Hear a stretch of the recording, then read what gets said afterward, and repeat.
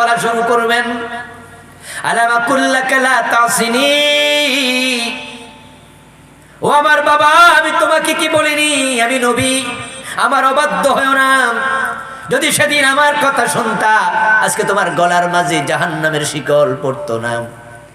আমি কি তোমাকে বলিনি লিমা তা'বুদু মা লা ইয়াসমাউ ওয়া লা ইউবসিরু ওয়া লা ইউগনি আনকা শাইআ, এমন মূর্তি পূজা কেন করো বাবা যে মূর্তির চোখ আছে দেখে না, কান আছে শোনে না, ওয়া লা ইউগনি আনকা শাইআ, আমি কি দুনিয়ায় বলিনি এই মূর্তি তোমার কোন উপকারে আসবে না। ইয়া আবাতি ইন্নী আরাকা ওয়া কওমাকা ফি দালালিন মুবিন, ও বাবা আমি কি বলিনি তুমি তোমার জাতি সবাই পথ হারাম। সেদিন আমার কথা শুনলা না, শুনলে তো আজকেই দশা তোমার হতো। এই কথা যখন ইব্রাহিম আলাইহিস সালাম বলবেন তখন আজর বিনয়ের সাথে বলবে আলিয়াউমা লা আসিক, ইব্রাহিম আজকে বলে দেখো যা বলবে সব মানবো, আজকে অবাধ্য হব না। ইব্রাহিম বুঝবে, কিন্তু সেদিনের বুঝের কোনো দাম, কথা কয় না রে, বুঝের দাম হবে আখেরাতে।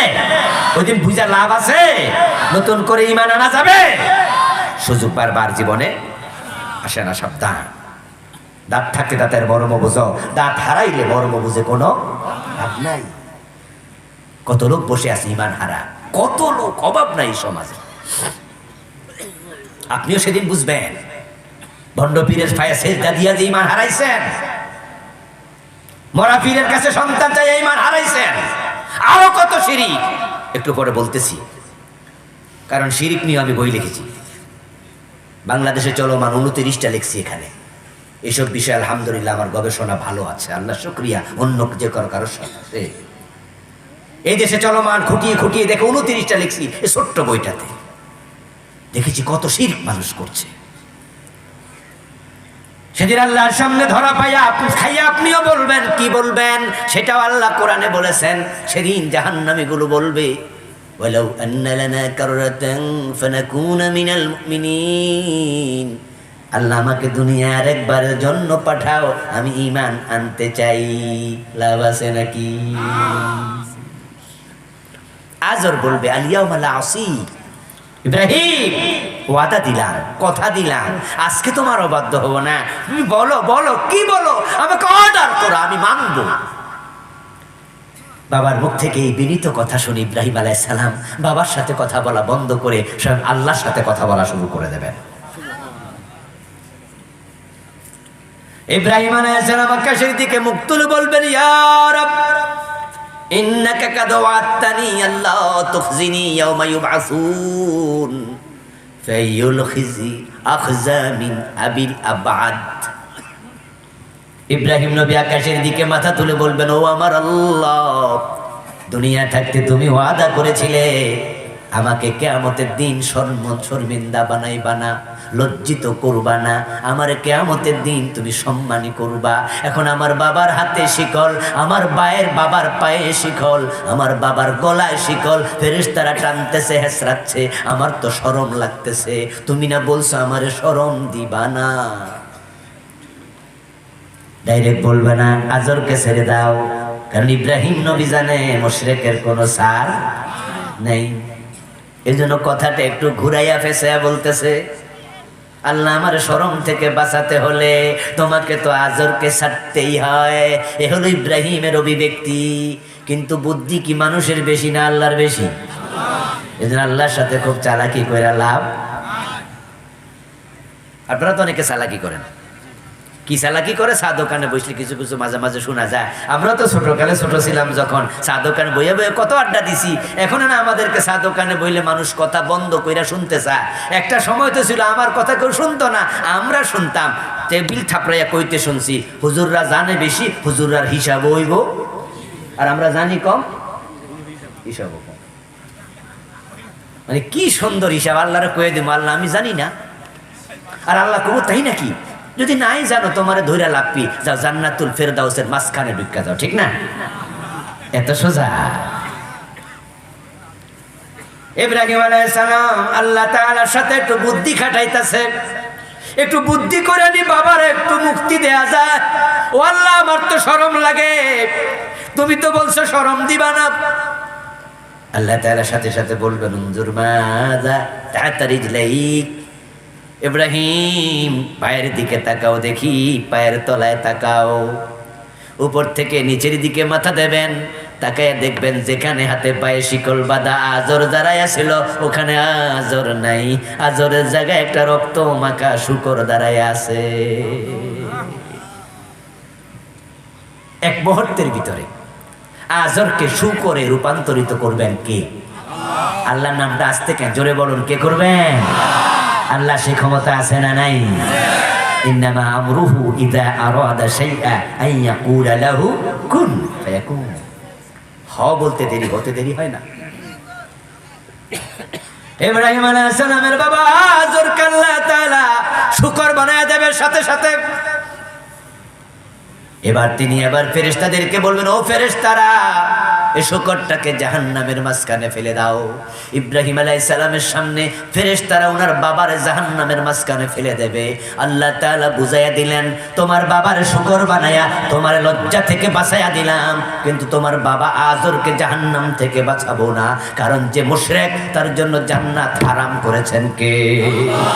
মাইয়ুশরিক বিল্লাহি ফাকাদ হারামাল্লাহু আলাইহিল জান্নাহ ওয়া মাওয়াহুন নার ওয়া মা লিয-যালিমিন মিন আনসার। তিনটি কাজ করলে ঈমান চলে যাবে। যারা জান্নাতে যেতে চান প্রস্তুতি নিতে হবে বলেছেন বারবার। হ্যাঁ জি হুজুর বলেছেন, আমি প্রস্তুতি শিখাচ্ছি। 1 নাম্বার ঈমান, 2 নাম্বার নেকামল, এই দুটা করে মরেন সাথে নিয়া জান্নাত দেওয়ার ওয়াদা করেছেন কে? সূরা বুরুজের 11 নম্বর আয়াতে এই কথা বলেছেন, ইন্নাল্লাযীনা আমানু ওয়া আমিলুস সালিহাতি লাহুম জান্নাতুন তাজরি মিন তাহতিহাল আনহার যালিকাল ফাওজুল কাবীর। সূরা নিসাতে বলেছেন, অন্য সূরায় বলছেন। আমার বন্ধু, আল্লাহর ওয়াদা কখনো আল্লাহ খেলাপ করবে না। প্রস্তুতি নেন, ঈমান। কিন্তু 3টা কাজ করলে আপনার প্রস্তুতি শেষ। এই 3টা কাজ করবেন না, প্লিজ করবেন না, মোটেও করবেন না। কয়টা কাজ? মুখস্থ করেন কয়টা? 1 নাম্বার কফর করা যাবে না, কারণ যে কফর করে ঈমান শেষ হয়ে যায়, সাথে সাথে ঈমান শেষ। 2 নাম্বার শিরক, যেটা নিয়ে সামান্য কিছু কথা বলেছি, বাকিটা বলবো একটু পরে। 2য় নাম্বারটা কি? শিরক। বলেন কি? শিরক করা যাবে না। 3 নাম্বার হলো নিফাক ইতিকাদি, মুনাফিক হওয়া যাবে না, কারণ যারা মুনাফিক হবে তাদের অবস্থান হবে জাহান্নামে ফেরাউন নমরুদেরও নিচে। এই 3টা কাজ করবেন না। কিন্তু বাংলাদেশে তো এখন কুফরি সিলেবাসে পর্যন্ত ঢুকছে। আমাদের স্কুলগুলোতে ট্রান্সজেন্ডার নামে কুফরি ঢুকাইয়া দিছে। ক্লাস 7 মাদ্রাসার বইতেও আছে, ঠিক কিনা? ট্রান্সজেন্ডার নামে কুফরি বইয়ের সিলেবাস। বিশ্বাস করবে সাথে সাথে ঈমান। 2023 সালের জানুয়ারি 1 তারিখে বই উৎসব হলো। বাংলাদেশ গভর্নমেন্ট ছাত্রদের হাতে বই তুলে দিল। ক্লাস 6 বইতে আমরা তাকাইয়া দেখি বিবর্তনবাদ ঢুকাইছে।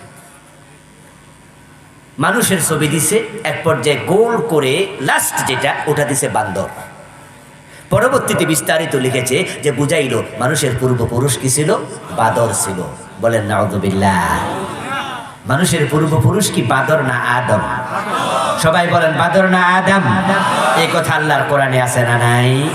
তো যদি আপনি কোরআনের বাহিরে চিন্তা করেন ঈমান থাকবে কুফর। আল্লাহ বলছেন ইয়া আইয়ুহান নাসু তাকু রাব্বাকুম আল্লাযী খালাকাকুম মিন নাফসিন ওয়াহিদা ওয়া খালাকা মিনহা যাওজাহা ওয়া বাসসা মিনহুমা রিজালান কাসীরান ওয়া নিসা। ও মানুষের আল্লাহকে ভয় করো, যিনি তোমাদেরকে একটা প্রাণ আদম থেকে বানাইছে। তাহলে আমাদের শুরুটা কি বান্দর থেকে না আদম থেকে? তারা ঢুকাইলো বান্দর থেকে। আলহামদুলিল্লাহ, এটা সিলেবাসে কিন্তু এখন নাই, এটাকে বাদ দেওয়া হয়েছে। গত বছর এটাকে স্থগিত করেছে, এই বছর এটাকে তুলেই দিছে। আমরা যখন এই কথা শুনলাম, বইতে দেখলাম আলেমোলামারা 2023 সালের জানুয়ারি মাসে আমরা দারুণভাবে মাহফিলগুলোতে এ নিয়ে কথা বলতে শুরু করলাম। প্রধানমন্ত্রীর কাছে, শিক্ষামন্ত্রীর কাছে আলেমদের প্রতিনিধি দল গেল। তারপরে সরকার একটি কমিটি বানালো। ওই কমিটির রিপোর্টের আলোকে সেটা শিক্ষা ব্যবস্থা থেকে মুলতবি করা হলো। আলহামদুলিল্লাহ, আমাদের বাচ্চাগুলো কাফের হওয়ার হাত থেকে আপাতত রক্ষা। কিন্তু পরিতাপ হলো, যারা কাফের বানাইতে চেয়েছে তাদের বিচার করে নাই। সিলেবাসে যারা বিবর্তনবাদ ঢুকাইছে, ডারউইন একটা নাস্তিক ছিল, ওই জালেম এটা নাকি গবেষণা করে পাইছে মানুষের পূর্বপুরুষ নাকি বান্দর ছিল, গাছে গাছে লাপাইতে লাপাইতে লেজ পড়ে গেছে। তারপর কোনো একদিন ধাক্কা মাইরা খারাইছে আর বেড়া হইয়া গেছে। পাগল কি গাছে ধরে? আচ্ছা, যদি গাছে গাছে লাফাইতে লাফাইতে লেজ পুরা মানুষ হয়ে যেত বান্দর, তাহলে বর্তমান পৃথিবীতে বাদর আছে না নাই? তো মানুষ হয়েছে কয়টা? এজন্য আল্লামা সাইদি রাহেমাহুল্লাহ উনার এক তাফসীর, উনি সম্ভবত চট্টগ্রামে বলেছিলেন যে ডারউইন এই মতবাদ লেখার আগে কি পরিমাণ গাঁজা খাইছে আল্লাহই জানে। শুধুমাত্র গাঁজাই খায় নাই, মনে এটার মেয়াদও ছিল না, মেয়াদ উত্তীর্ণটা খাইছে। কারণ সুস্থ মস্তিষ্ক থেকে এমন থিওরি প্রসব হতে পারে না, বিকৃত মস্তিষ্ক ছিল। ডারউইনের মতবাদ আমরা ছোটকাল থেকে শুনেছি, আমরা কিছু বলিনি, কারণ এটা তার ব্যাপার।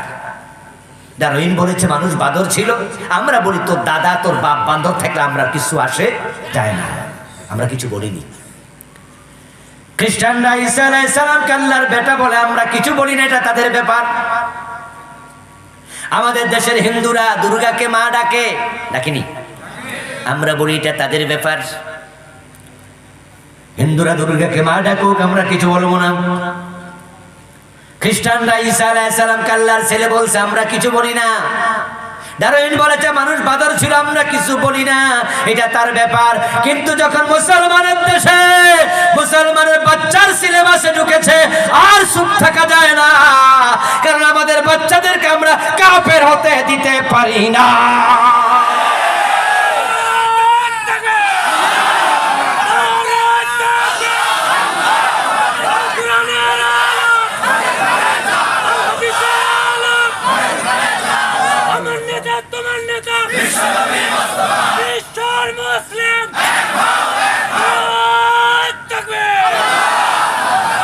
আমার বন্ধু যারা সিলেবাসে ঢুকাইছে, শুধুমাত্র ওই পাঠ্যক্রম স্থগিত না, বরং তাদেরকে জরিমানা সহ জেল দেয়া দরকার ছিল। তাহলে তারা এবার ট্রান্সজেন্ডার ঢুকাতে সাহস করতো না। কিন্তু সরকার তাদেরকে জরিমানা করেনি, জেলে দেয়নি। এবার যখন আবার বই আমরা হাতে পেলাম 2024 জানুয়ারির 1 তারিখে, এবার দেখি ক্লাস 7 বইতে ঢুকাইছে শরীফ শরীফার গল্প। আপনারা কি শুনেছেন? ট্রান্সজেন্ডার, সমকামিতার নতুন মোড়কের নাম। কোন ছেলে যদি মনে করে সে মেয়ে, তাহলে তার দাড়ি থাকলো হে নাকি মাইয়ে। কোন মেয়ে যদি মনে করে সে ছেলে, তার দাড়ি না থাকুক, লম্বা চুল থাকুক, তার নারী দেহের গড়ন থাকুক, তারপরও নাকি সে ছেলেই। এটা যদি হয়, তাহলে একটা ছেলে নিজেকে মেয়ে মনে করবে, একটা মেয়ে নিজেকে ছেলে মনে করবে, ছেলে ছেলে বিয়ে শুরু হবে, মেয়ে মেয়ে বিয়ে শুরু হবে, সমকামিতার সয়লাভ হয়ে যাবে। পৃথিবীর অলরেডি 30টা দেশে সমকামী বিবাহ রাষ্ট্রীয়ভাবে অনুমোদিত। অস্ট্রিয়া, অস্ট্রেলিয়া, ফ্রান্স, জার্মানি সহ। গুগলে সার্চ দিয়ে দেখুন, সমকামী বিবাহ পৃথিবীর 30 দেশে অলরেডি চালু হয়ে গেছে। ওদের দেশে ছেলে ছেলেকে বিয়ে করে, মেয়ে মেয়েকে বিয়ে করে। আমি কিছুদিন আগে, বছর 2 হলো, নিউ ইয়র্কে একটি প্রোগ্রাম ছিল আমার। ওই প্রোগ্রামে একটি জায়গায় আমি গাড়িতে করে যাচ্ছিলাম, আমার বাংলাদেশি এক ভাই ড্রাইভ করছিল। উনি আমাকে হঠাৎ করে বললো, হুজুর দেখেন তো ওই রাস্তায় দেখেন দুজন। আমি কই হ্যাঁ দেখলাম তো, ওরা স্বামী স্ত্রী। আমি বললাম দুটোই যে বেটা? হ্যাঁ, এদেশে ছেলে ছেলেকে বিয়ে করে। আমি বললাম আপনি বুঝলেন কেমনে? হুজুর দেখেন না কেমনে জড়াই ধরে হাঁটতেছে, আমরা তাদেরকে দেখলেই বুঝি এগুলো সমকামী। আমার বন্ধু, বাংলাদেশে যদি সমকামিতার কথা বলে, এই দেশের আলেম ওলামা নামাজি মুসলমানরা স্যান্ডেল দিয়ে পিটাবে, এটাকে সমাজে চালু হতে দেবে না। এ অপরাধে আল্লাহ লূত নবীর জাতিকে জমিন উল্টায় ধ্বংস করেছে, তাই তারা জানে এটা বাংলাদেশে গ্রহণযোগ্য হবে না। তাই শরীফ শরীফের গল্পের নাম দিয়া ট্রান্সজেন্ডার সিলেবাসে ঢুকাইয়া সমকামিতা সাপ্লাই দেওয়ার ষড়যন্ত্র করেছে।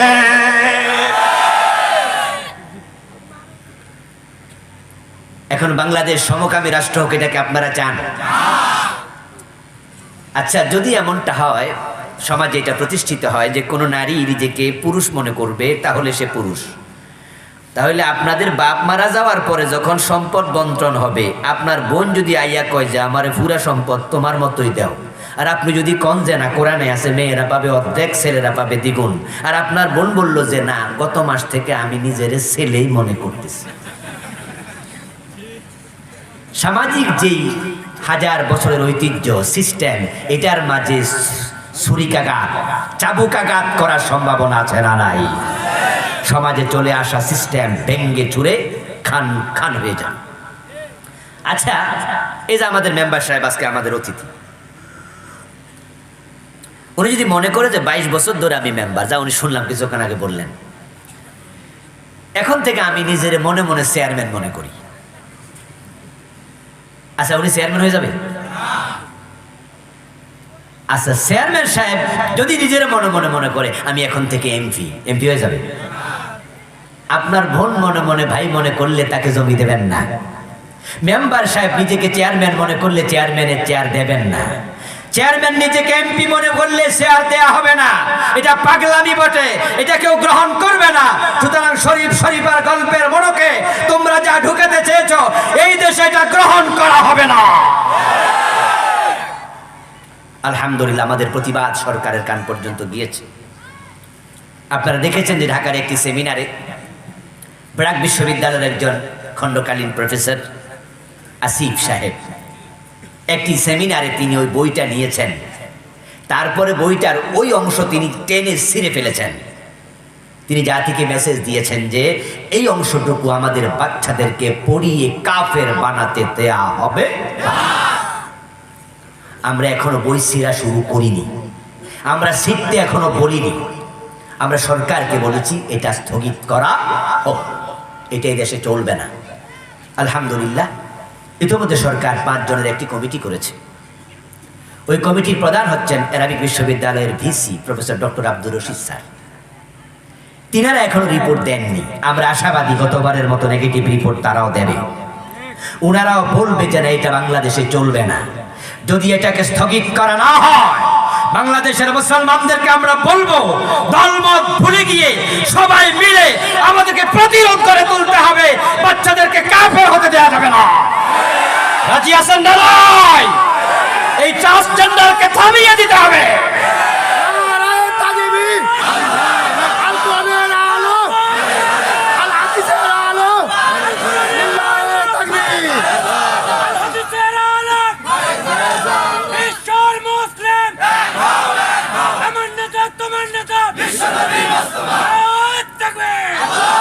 আমার ভাইয়েরা, এই জাতীয় কুফরি আসতেছে, আমদানি হচ্ছে নতুন নতুন। এটা যে হবে, প্রিয় নবীজি 1400 বছর আগে বলে গেছেন। হাদিস কি? قال النبي صلى الله عليه وسلم تكون بين الساعة فتن كقطع الليل المظلم يصبح فيها الرجل مؤمنا فيمسي كافرا ويمسي مؤمنا فيصبح كافرا ويبيع أقوام دينهم بعرض من الدنيا। প্রিয় নবীজি 1400 বছর আগে বলেন, এমন একটা জামানা আসবে কিয়ামতের আগে, রাতের অন্ধকার যেমন সূর্য ডুবলে চারদিক থেকে দিয়ে আসে, নতুন নতুন ফিতনা, নতুন নতুন কুফর শিরিক বের হবে। ওই ফিতনার যোগে মানুষ সকাল বেলায় মুমিন থাকবে, সন্ধ্যা বেলায় কাফের হয়ে যাবে।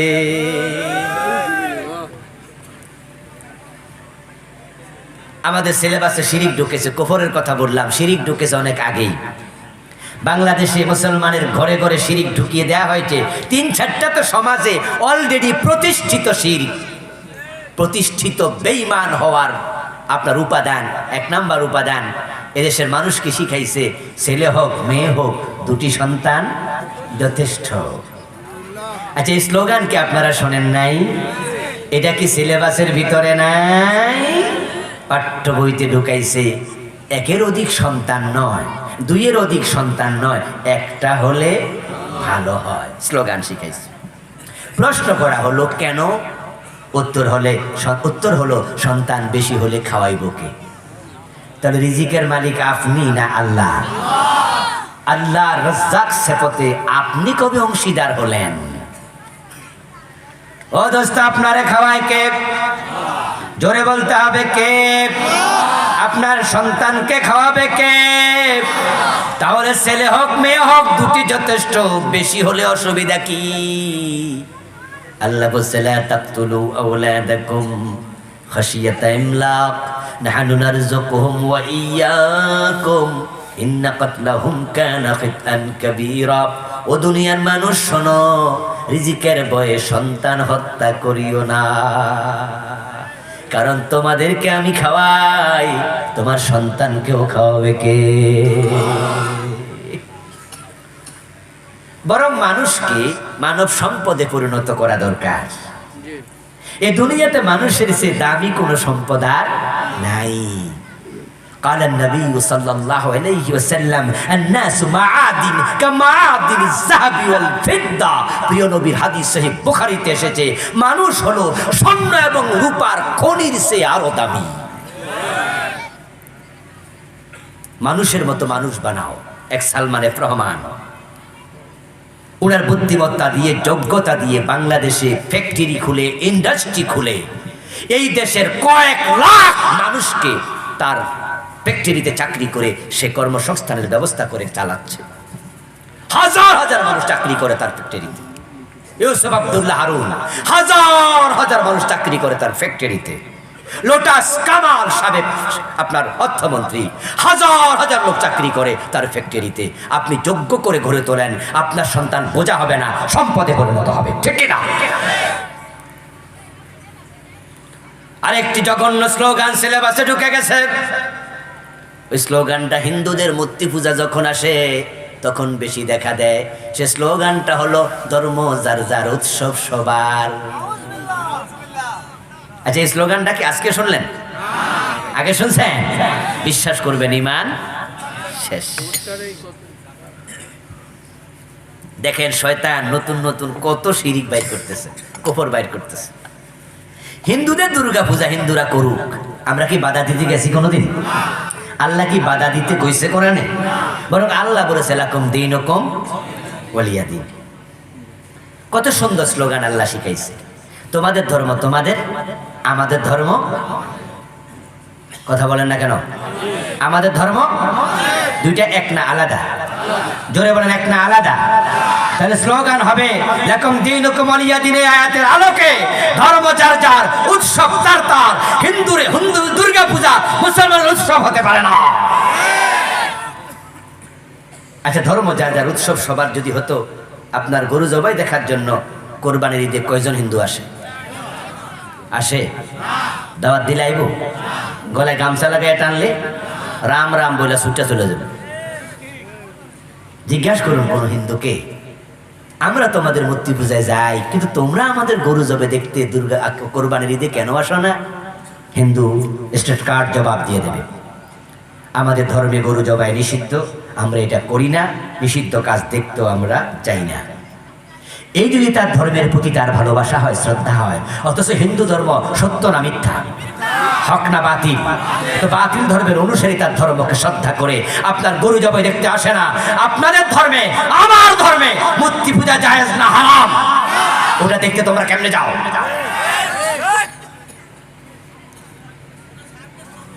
বরং যখন থেকে ধর্ম যার যার, উৎসব সবার স্লোগানটা চালু হলো, তখন থেকে এমনি নাচনেওয়ালি আরো পড়ছে ঢোলে বাড়ি। এমন পূজা মণ্ডপও আছে যেখানে হিন্দুর চেয়ে মুসলমান যায় বেশি। আমার দোস্ত কান খোলে শোনো, আরেকটা স্লোগান বড় জঘন্য আমাদের দেশে আছে। আমি এই বইতে 29টার মাঝে লিখেছি, এগুলো বিস্তারিত। আমাদের নেতাদের মাঝে এমন নেতা পাওয়া যায়, হাতে মাইক নিয়ে ভোটারদের কাছে বলে জনগণ সকল ক্ষমতার উৎস। এই স্লোগানটা কি আজকে শুনলেন? জোরে বলেন, আজকে শুনলেন? এই স্লোগানটা কুফরি স্লোগান, শিরকি স্লোগান। আল্লাহর কোরআনের বক্তব্য, আন্নাল কুওয়াতা লিল্লাহি জামিআ, সকল ক্ষমতার মালিক কে? ক্ষমতার উৎস কে?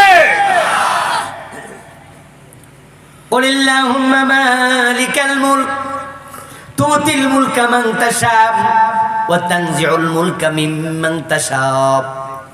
বলুন, হে রাজাধিরাজ আল্লাহ, তোমার হাতে রাজত্ব, তুমি যাকে চাও ক্ষমতা দাও, যাকে চাও ক্ষমতা কেড়ে নিয়া তুমি রাজার এই জেলখানার কয়েদি বানায়া দাও। ক্ষমতার মালিক কে? তাহলে আমরা কি বলবো জনগণ ক্ষমতার উৎস? বলবেন না, সাবধান। শিরক।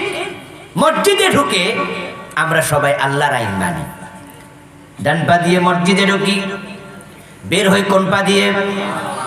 আল্লাহু আকবার বলেন আমার শুরু, সালাম ফিরায় আমার শেষ। সব মুসলমান আল্লাহর আইন মানে, কিন্তু মুসলমানগুলো আদালতে বসলে আল্লাহর আইনে একটা মামলার রায় দেয় না। তারা এমপি হইয়া সংসদে গেলে আল্লাহর আইনে দেশের আইন বানায় না।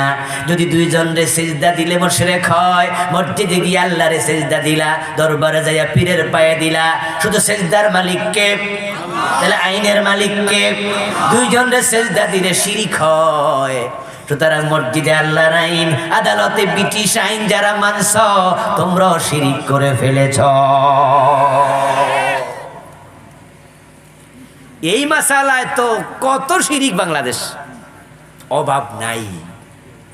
হাতে আংটি আছে 5, আঙ্গুল আছে 5টা, আংটি দিছে 7টা। জিগাইলে কয় আংটি দিছি ব্যবসা উন্নতি হওয়ার লাইগা, এই আংটি দিছি খাজা বাবার দরবারের প্রথম খাদেম থেকে 1111 টাকা হাদিয়া দিয়ে কিনেছি। উনি বলেছে আংটি হাতে দিলে বিপদ মুসিবত আসে না। এই জাতীয় লোক বাংলাদেশে আছে? শিরক হবে, কারণ বিপদ থেকে বাঁচাতে পারে শুধু কে? রিজিকে প্রবৃদ্ধি সমৃদ্ধি উন্নতি দেয় কে? আংটির কোনো ক্ষমতা নাই। ভবিষ্যৎ জানার জন্য গণকের কাছে যাওয়া শিরক, মাজারে মানত করা শিরক, মাজারে সেজদা দেয়া শিরক, মাজারের কাছে চাওয়া শিরক, মাজারের নামে কসম করা শিরক। চলছে শিরক, চলছে শিরক। প্রিয় ভাইরা, শিরক করবেন না। কুফর নিয়ে বই লিখেছি আরেকটা আলাদা, এর মাঝে আমি কুফর লিখেছি বাংলাদেশে চলমান 56টা কুফর লিখেছি। পড়তে হবে, পড়তে হবে। না যাই না বিষ খাইলে অসুবিধা আছে না নাই? এই মুসলমান কথা বলেন, না যাই না বিষ খাইলে মানুষ মরে কিনা? তো না যাই না কুফর করলে ঈমান যাবে না। 56টা লিখেছি। কাফের হওয়ার জন্য পুরা কোরআন অস্বীকার করা লাগে না। কাদিয়ানি কাফের, তারা অস্বীকার করেছে আল্লাহর একটা বিধান, বিশ্ব নবী শেষ নবী, এটা তারা মানে না, ঈমান শেষ।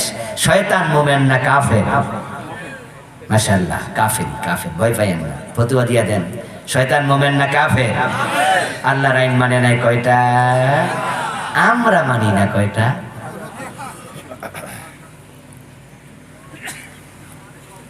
ও প্রিয় ভাই, লক্ষ্য করুন, শয়তান আদম নবীরে সিজদা করে নাই, কাফের হয়ে গেল।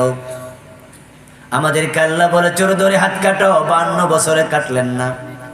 ডাকাত ধরে সরে দাও, 52 বছরে দিলেন না। জেনা করলে পাথর মারো, বিবাহিত হলে অবিবাহিত হলে 100 বেত লাগাইয়া দাও, 52 বছরের বাংলাদেশে আইন মানলেন না। মদ পান করলে 80 বেত দিতে হবে, এমন আইন ইসলামে আছে না নাই? হযরত ওমর নিজের ছেলেকেও ছাড় দেয় নাই, কিন্তু 52 বছরে বাংলাদেশে মদ পানে 80 বেত